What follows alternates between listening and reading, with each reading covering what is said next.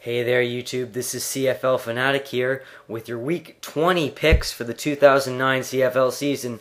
First week of playoffs. I know I'm excited and I hope you are excited too. We'll get to some news in just a moment, but first let's take a look back to Week 19, see how I did. 2-2. Calgary fell apart against Saskatchewan in that game, and of course BC didn't even show up, and that brings my total to 12-7-1. I think I could have done better, but overall some of these picks were very, very tough, and they really could go either way.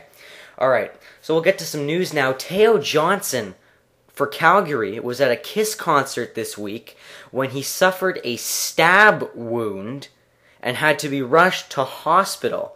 Now, insiders say that the injury is not serious, it's not life-threatening or anything, and he should be at a hospital soon, but he will likely not play in the game against Edmonton. That could prove to be interesting. Alright, another story now. The CFL is considering lowering the number of mandatory Canadian starters that each team has to have. I don't like this idea at all. I think the fact that you have to have Canadian starters helps to showcase a lot of Canadian talent and get a lot of Canadian players really experienced in the CFL. And if this cap is lowered, we run the risk of just becoming another NFL feeder league, and I don't want that to happen. Alright, so we'll move to CFL 2009, the good, the bad, the ugly of the 2009 regular season. Alright, let's start off with the good, the year of the running back. I'm going to read them all here. Jeffrey Reynolds for Calgary, Fred Reed for Winnipeg, Archie Whitlock for Edmonton, Martel Mallet for BC, Deandra Cobb for Hamilton, Avon Coburn for Montreal, and Jamal Robertson for Toronto.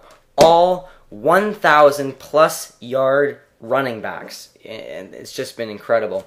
The only team not to have one is Saskatchewan with Wes Cates, who finished with the regular season with 932 yards. And sometimes when the ball is run a lot, it gets boring. But with these guys, I don't know, the running backs just seem to make the ground game so exciting this year and so interesting. And it's great to see all this. Alright, we'll move to the bad. Crappy officiating. This problem seems to get worse and worse every year, and nothing ever seems to get done about it. I bring up the incident where Bart Andrus and Zeke Moreno were fined for complaining about an official's ruling, which I found to be dumb. And somebody on tsn.ca made a very interesting point. They said, okay, if you can fine players and coaches for complaining about bad calls, then you should be able to fine officials for making boneheaded calls when there is video evidence to prove that they made the wrong call. And you know what? I agree. If you're going to fine people like Bart Andrus, then you should fine your officials for doing, pardon my language, but a half-assed job of this. It's gotten so bad. Pass interference and holding calls are one thing, but offside, when you have two people on the opposite sides of the field, both looking down the line of scrimmage, there's no excuse for missing that. Alright, we'll move to the ugly.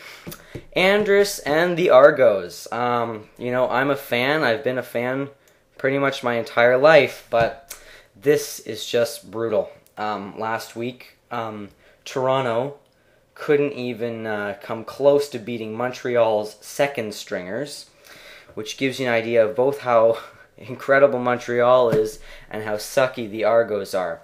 So you know what, congratulations Mr. Andrus for driving this team head first into the ground. We all really appreciate it, and we think you should get out of Toronto immediately. This guy has done nothing for the team, as I've said. He's called terrible calls, so get rid of the coaching staff and get somebody in there who knows what they're doing.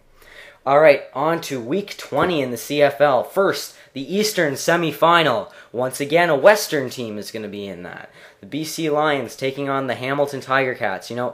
Hamilton, 2 wins against BC, and one of them was in BC. And they won there for the first time since 2004. An Eastern team hardly ever wins in BC.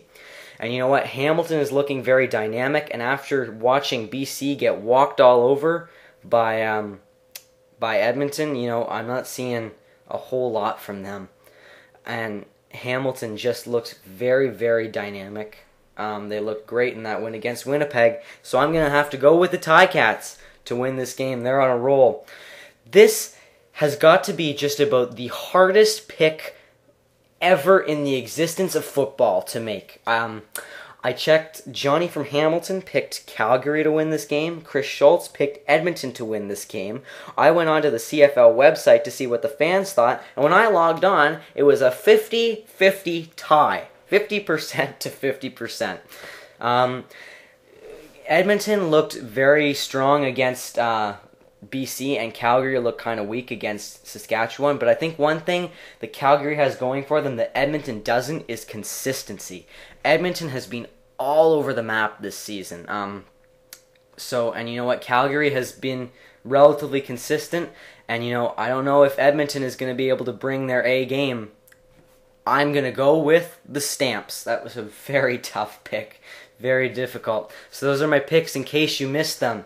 I wish all the teams the best of luck in the playoffs. And I will see you next week for the finals and then in 2 weeks for the Grey Cup.